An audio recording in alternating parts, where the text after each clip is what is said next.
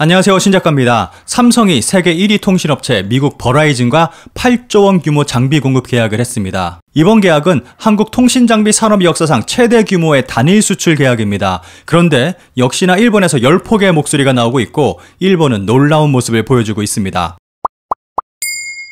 삼성전자가 이동통신 매출 기준 세계 1위 통신사업자인 버라이즌과 7조 9천억 원 규모의 네트워크 장비 장기 공급 계약을 맺었습니다. 이번 계약은 한국 통신장비 산업 역사상 최대 규모의 단일 수출 계약이고 삼성전자가 5G 통신장비 단일 시장으로는 최대 규모인 미국에서 본격적인 5G 리더십을 발휘했다는 데 의미가 있다고 볼 수 있습니다. 이번 계약으로 삼성전자는 버라이즌의 5G 이동통신 장비를 포함한 네트워크 솔루션을 5년간 공급하게 됐습니다. 이번 수주는 코로나19로 생긴 수출 공백을 메우고 국가 경쟁에 기여하는 것은 물론 많은 중소협력사들의 매출 확대와 고용 창출에도 기여할 것으로 기대하고 있습니다. 삼성전자는 5G 선진 시장인 한국, 미국, 일본에서 주요 통신사와 5G 상용화를 선도하고 있습니다. 한국에서는 SKT, KT, LG U+와 세계 최초 5G 상용 개통을 했고 미국에서는 버라이즌, AT&T, 스프린트의 5G 공급 계약 체결 후 버라이즌 5G 홈 서비스를 상용화, 일본에서는 KDDI와 5G 상용 서비스를 개시했습니다. 최근에는 캐나다의 비디오트론, 텔러스, 미국의 US셀룰러, 뉴질랜드의 스파크 등 글로벌 통신사들로부터 신규 네트워크 장비 수주를 속속 성공시키고 있는 상황입니다. 미국은 약 2,500억 달러 규모의 세계 최대 이동통신 서비스 시장이고 세계 기주국 투자의 20에서 25%를 차지하는 핵심 시장입니다. 시장조사기관 옵디아의 지난 6월 기준 이동통신 가입자는 버라이즌이 1.83억 명, AT&T가 1.71억 명, T모바일 1.37억 명으로 버라이즌은 이런 미국의 1위 통신 사업자입니다. 이번 수주로 삼성전자는 140년 역사를 가진 통신의 본고장인 미국에서 시장 진출 20여 년 만에 핵심 통신장비 공급자로 발돋움하게 됐습니다. 이번 계약은 미국 최대 통신 사업자의 검증을 통과한 것으로 기술과 보안 모든 측면에서 신뢰도를 인정받았다는 의미로 볼 수 있습니다. 코로나19로 인해 온라인을 통한 쇼핑, 재택근무 등 네트워크의 중요성은 더욱 높아지고 있습니다. 이에 따라 국내외 네트워크 투자는 지속적으로 확대될 것이고 네트워크가 코로나19 사태로 인한 수출 공백을 메우는 수출 효자 산업이 될 것으로 기대하고 있습니다. 삼성전자는 국내 중소장비 부품 회사 86개사와 협력해 네트워크 제품을 제조하고 있는데 삼성전자의 5G 장비는 국내 부품 비중의 40에서 60% 수준에 달할 정도로 국산화 비중이 높아서 삼성전자의 수주가 확대될수록 국내 중소기업들의 매출 확대와 고용 창출에 크게 기여할 것으로 예상됩니다. 5G 통신장비 글로벌 선도업체인 중국 화웨이가 사실상 미국 시장에서 퇴출된 상황에서 이미 지난 6월부터 버라이즌의 새 통신장비 파트너로 삼성전자와 함께 노키아와 에릭슨이 거론됐습니다. 삼성전자는 이번 대규모 계약을 통해 점유율도 크게 끌어올릴 가능성이 있습니다. 시장조사기관 델로로가 집계한 지난 1분기 5G 통신장비 시장 점유율에 따르면 화웨이는 35.7%로 1위, 에릭슨 24.6%로 2위, 노키아가 15.8%로 3위, 삼성전자는 13.2%로 4위를 차지하고 있습니다. 참고로 화웨이는 5G 통신장비 매출의 대부분을 중국과 동남아 시장에서 거두고 있습니다. 이 뉴스를 통해서 중국이 빠진 미국에서 어부지리로 얻어먹은 성과라고 평하는 분이 분명히 계실 거라고 생각합니다.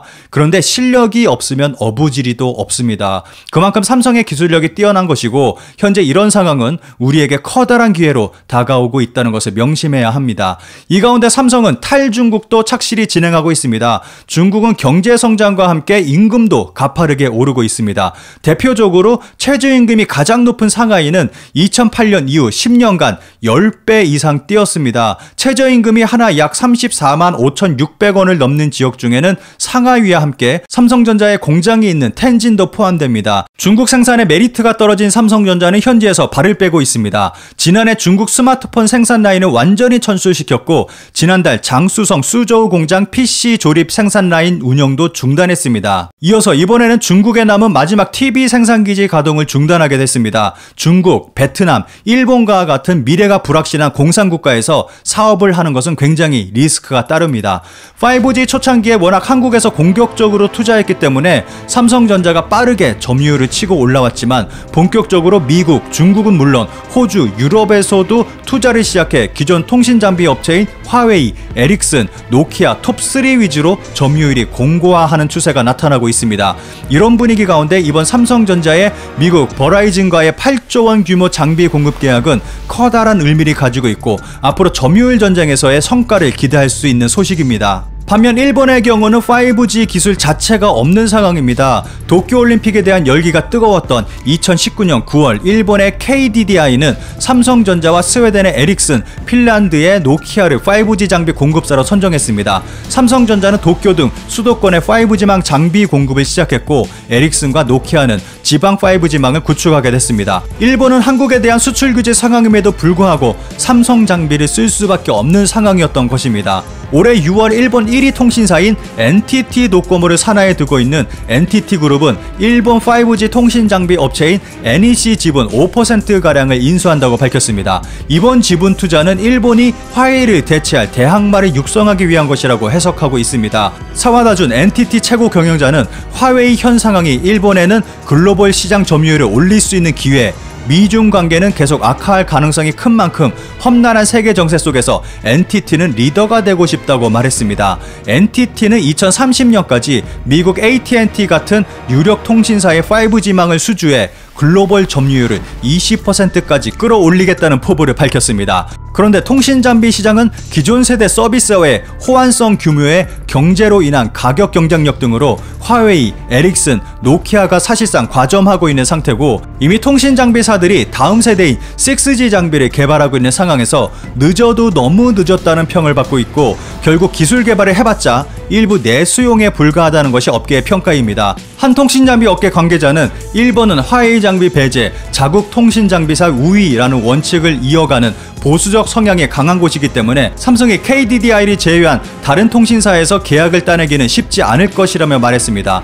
삼성전자는 일본 2위 통신사인 KDDI와 LTE 때부터 계약을 맺었고 5G망까지 수주했지만 다른 통신사와는 별다른 성과를 내지 못하고 있는 상황에서 이번 미국과의 계약은 일본을 크게 자극할 것이 틀림없습니다. 지난 영상에서도 설명했듯이 일본의 스가 총리는 뒤떨어진 IT 기술을 개선하기 위해서 디지털 청 창설을 발표했습니다. 스가 총리는 신종 코로나 바이러스에 대한 대응에서 드러난 IT 후진국의 오명을 풀고 싶은 생각입니다 라고 언급했습니다. 일본은 IT 후진국이라며 이를 개선하기 위해서 국가적 움직임이 필요하다는 것을 말하고 있습니다. 그러면서 가격 인하만이 아니라 5G 성장 전략에 기대한다고 언급했습니다. 이 가운데 일본은 삼성을 주목하고 있을 것이 뻔합니다. 디지털청 창설, 5G 사업 중점 투자 등이 이루어졌음에도 불구하고 한국을 넘어서지 못한다면 새로운 일본 총리의 체면은 크게 구겨질 것이라 생각합니다. 이번 삼성의 성과는 일본에서도 크게 보도되고 있는데 그에 대한 반응을 보기 전에 소니의 엑스페리아 1, 2는 2020년 최고의 스마트폰 중 하나다 라는 기사에 달린 댓글을 먼저 보겠습니다.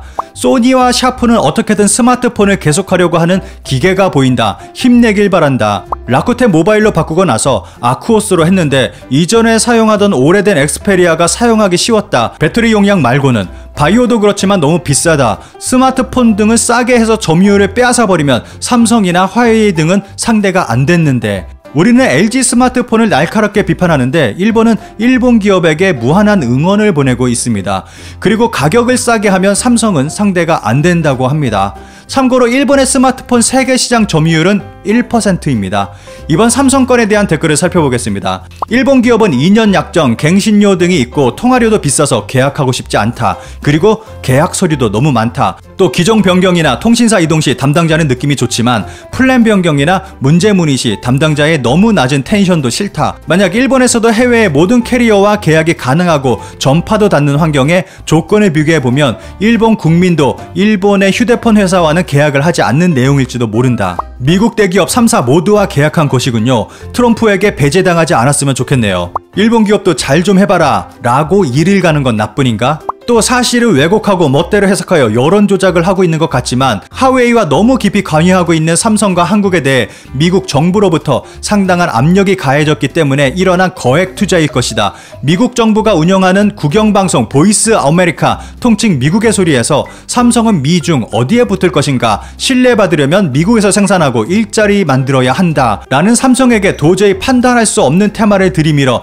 마지못해 거액 투자를 하지 않을 수 없게 된 이야기일 뿐이다. 야, 이게 무슨 소리야. 지금 삼성 중국에서 발 빼고 있는데. 국경이 올랐네요. 엔터테인먼트와 마찬가지로 점점 더 발전하면서 여러분 정부 및 국민 차원의 어리석은 활동을 보다 범세계적으로 발전시키십시오.